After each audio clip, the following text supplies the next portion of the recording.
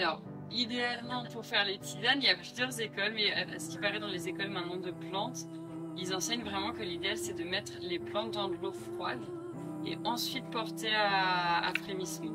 Et dès que ça frémit, on coupe et on laisse infuser pendant 10 minutes.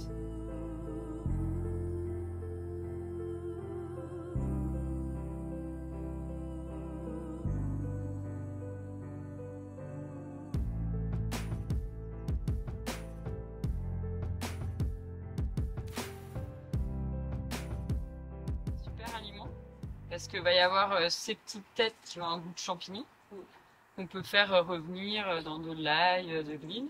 Et les feuilles, elles sont bonnes aussi à cuisiner, même en salade, ou un petit peu comme des épinards. Ici, on sait qu'on est dans un environnement sain, que les plantes, elles sont quand même bien préservées. Mais moi, par exemple, j'irais pas l'accueillir au bord du trottoir à Strasbourg. J'étais en train d'expliquer, Nadia, comment on a fait les huiles de plantain. Donc ça, c'est la première étape. C'est de le faire au bain-marie. Donc ça, c'est la version plus rapide. Donc on met les feuilles, après les avoir rincées, dans une casserole avec de l'huile, 200 g de plantes fraîches pour 1 litre d'huile.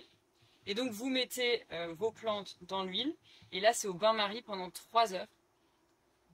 Et après, on laisse infuser toute la nuit les feuilles encore dans l'huile, et le lendemain matin on filtre.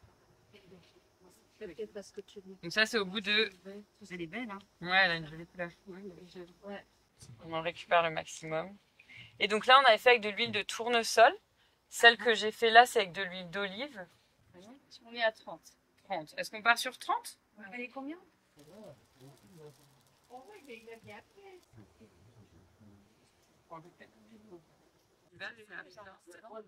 Waouh, super.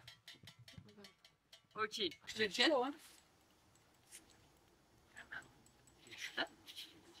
Donc pourquoi le plantain c'est une plante intéressante d'après vous? Alors elle est facilement accessible, on peut la trouver un peu n'importe où, alors il faut quand même faire attention où on l'accueille, pour que ce ne soit pas un endroit pollué ou trop fréquenté. Et donc après, de ce que tu nous as dit, on peut l'utiliser de différentes manières, soit fraîche directement. Donc, si on est en train de se balader, qu'on s'est fait une piqûre ou une petite coupure, on peut simplement la froisser ou la mâchouiller un petit peu et puis la frotter sur la peau. Et après, du coup, on a parlé de choses un peu plus élaborées où on peut faire des macérations. Donc du coup, on va la découper en petits morceaux, la mettre dans de l'huile, tournesol ou bien l'huile d'olive. Et du coup, pourquoi vous utiliserez cette huile ou ce baume?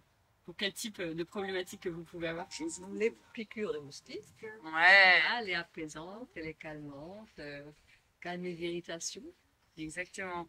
Et elle est anti-allergique, donc ça pour tout ce qui est piqûre, donc pas seulement moustiques, mais si vous faites piquer par des abeilles, par des taons, par des orties, et ben on applique l'huile ou le baume. Du coup, l'huile ou le baume ont le même principe. Et pour tout ce qui est problématique de peau, érythème aussi, eczéma, psoriasis, bon ça veut pas dire qu'on va venir vraiment stopper complètement le psoriasis, mais c'est vrai que ça va apaiser. Et donc dès qu'on se coupe aussi, parce qu'elle est très très cicatrisante. Donc l'aspect à la fois cicatrisant et antiseptique, c'est vraiment top parce que du coup ça va faire d'une pierre deux coups prendre soin de notre peau. Et donc c'est vrai que pourquoi on fait un baume en fait, c'est parce que c'est plus facile à appliquer. L'huile, c'est vrai que vous avez vu, on le met dans un petit flacon et après c'est pas forcément très pratique de pouvoir l'utiliser dès qu'on se fait piquer. Alors que là vous allez avoir votre petit baume que vous sortez dès qu'il y a la petite coupure, dès qu'il y a la petite éruption cutanée un peu anormale, on vient l'appliquer et vous m'en direz des nouvelles, hein. Ah, d'accord.